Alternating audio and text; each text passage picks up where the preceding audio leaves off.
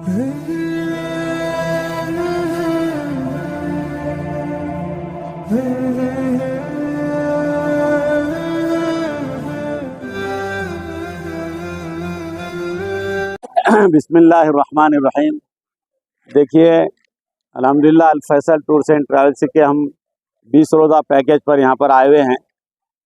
मक्कतुल मुकर्रमा की हाज़िरी के बाद हम मदीना मुनव्वरा पहुँचे और मदीनतुल मुनव्वरा में आज मुक़द्दस मकामात की हमारी ज़ियारत है।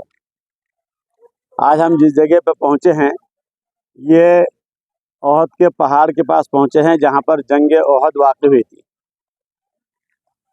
ये देखिए, आपको जो नज़र आ रहा है ये हिस्सा, ये शोहदाए ओहद की कब्रें हैं अंदर।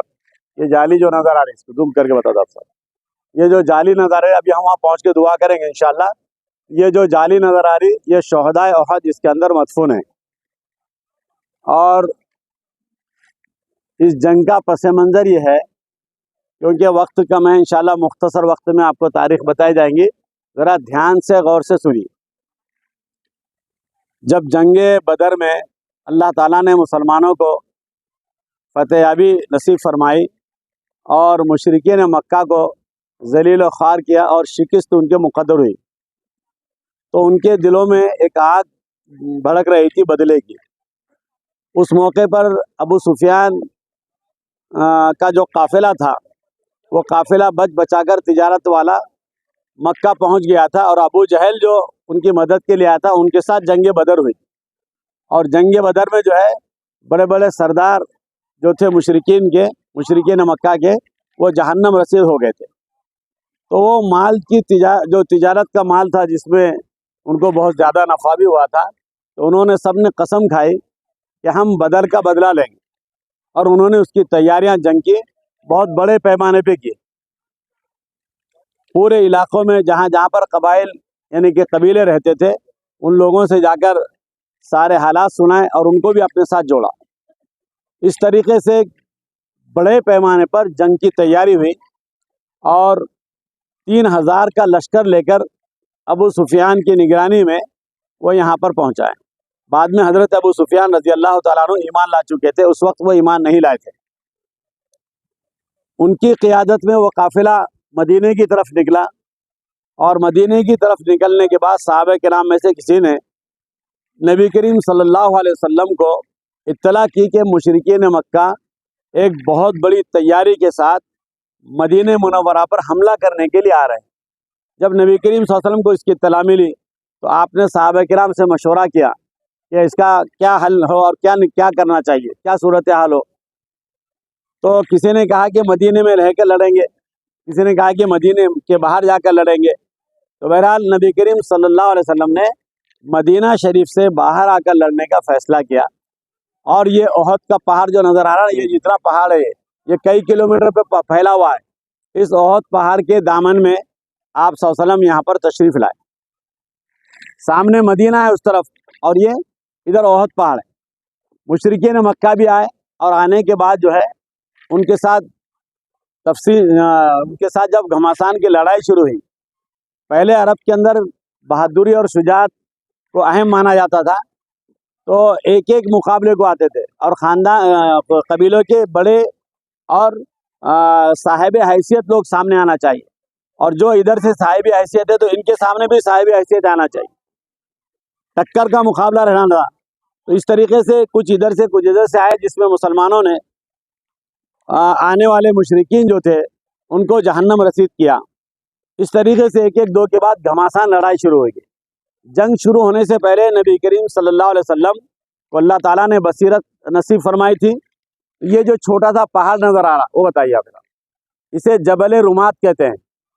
ये छोटा सा टीला था और जंग इस तरफ हो रही थी और ये टीला था। अल्लाह के नबी सल्लल्लाहु अलैहि वसल्लम ने 50 तीर अंदाज सहाबा किराम रिज़वानुल्लाह ताला अलैहिम अजमाइन को उस पहाड़ी पर ठहरा दिया कि तुम यहाँ पर रहना, हम जंग जीते या हारे, तुम यहाँ से नहीं हटना। क्यों नहीं हटना? कि ये ऐसा पहलू था कि इसके पीछे से दुश्मन आकर वापस हमला कर सकता था। सहाबा किराम वहाँ पर रहे। जंग जब हुई तो जंग के दौरान में मुशरिकीन मक्का जो है وہ راہ فرار اختیار کرنے لگے۔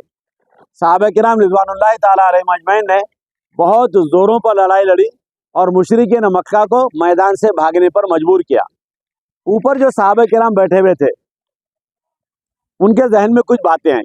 ایک تو یہ ہے کہ بھائی جنگ تو ہوگی اب، اور ہم تو جنگ جیت رہے، کفار مشرکین مکہ تو بھاگ رہے ہیں، لہذا اس میں سے کچھ صحابہ نیچے اترے اور جن کو ذمہ دار بنایا گیا تو انہوں نے کہا کہ بھائی ہم کو اللہ کے نبی صلی اللہ علیہ وسلم نے منع کیا ہے کہ ہم جنگ جیتیں یا ہاریں، آپ یہاں سے نہیں ہٹنا۔ لیکن انہوں نے اس کی تعویل کی اور یہ اجتہادی خطا مانی جاتی ہے۔ صحابہ کرام غلطی نہیں کرے تھے، اجتہادی ان کی خطا تھی۔ جب یہ وہاں سے نیچے اترے اور صحابہ کی تعداد جب کم ہو گئی اور مشرکین دوڑنے لگے تو اس وقت خالد بن ولید، جب تک وہ ایمان نہیں لائے تھے، خالد بن ولید مشرکین مکہ کے ساتھ تھے اور وہ بہت بہادر بھی تھے، جری بھی تھے اور بہت جنگی صلاحیت رکھنے والے تھے۔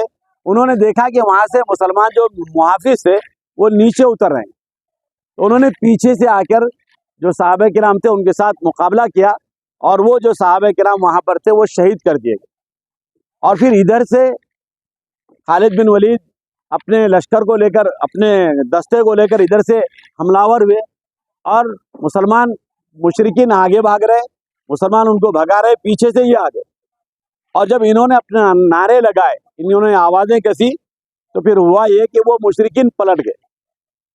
اب مسلمان درمیان میں ہو گئے تو آپ صلی اللہ علیہ وسلم اور صحابہ کرام رضوان اللہ تعالیٰ علیہ مجمعین نے یہ پہاڑ کا رخ کیا، احد پہاڑ کا، یہاں سے نظر نہیں آ رہا، یہ احد پہاڑ میں اللہ کے نبی صلی اللہ علیہ وسلم اور صحابہ کرام نے پناہ لی۔ یہ احد پہاڑ کا ایک حصہ ایسا ہے جو وہاں جانے کے بعد آپ کو بتاؤں گا، ایسا پھٹا ہوا حصہ ہے۔ اس غار کے اندر نبی کریم صلی اللہ علیہ وسلم نے آرام کیا اور اس جنگ میں بڑے بڑے صحابہ کرام ہمارے شہید ہوئے۔ سید الشہداء حضرت حمزہ رضی اللہ تعالیٰ عنہ کو بڑی بے دردی کے ساتھ جو ہے شہید کیا گیا، اور اچھا خاصا مسلمانوں کا نقصان ہوا اور نقصان مشرکین کا بھی ہوا، دونوں طرف سے نقصان ہوا۔ اس لیے یہ جنگ نہ جیتی، یہ کہا جا سکتا ہے کہ جنگ جیتی گئی اور نہ ہی یہ کہا جا سکتا ہے کہ جنگ لڑی گئی، لیکن مسلمانوں کی قوت اور طاقت مشرکین مکہ کو پتہ چلا کہ یہ بہت طاقتور ہو چکے ہیں، اور اس طریقے سے وہ پہاڑ پر سب صحابہ کرام نبی کریم صلی اللہ علیہ وسلم کو لے کر چلے گئے اور یہ سارے جو ہے راہ فرار اختیار کر کے چلے گئے۔ یہ جو احد کا پہاڑ ہے، یہ احد پہاڑ نے اللہ کے نبی صلی اللہ علیہ وسلم کو پناہ دی۔ اللہ کے نبی صلی اللہ علیہ وسلم فرمانے لگے کہ احد کا پہاڑ ہم سے محبت کرتا ہے اور ہم احد کے پہاڑ سے محبت کرتے ہیں۔ احد کا پہاڑ یہ جنتی پہاڑ ہے۔ دیکھیے پورے پہاڑ آپ نے ابھی تک دیکھے ہوں گے، سب کالے اور سیاہ پہاڑ ہے، پورے پہاڑ ابھی تک دیکھے ہوں گے آپ نے۔ صرف احد کا پہاڑ ایسا ہے جو سنہری پہاڑ ہے، آپ غور سے دیکھیں گے ابھی یہ پہاڑ سنہری پہاڑ ہے، یہ احد کا پہاڑ ہے۔ تو ہم اللہ تعالیٰ نے ہمیں آج اس مقام پر پہنچایا، ہم اللہ تعالیٰ کا شکر ادا کریں کہ عمرے کی برکت سے اللہ تعالیٰ نے مدینہ منورہ کی حاضری نصیب فرمائی اور آج ہم یہاں پر پہنچے ہیں۔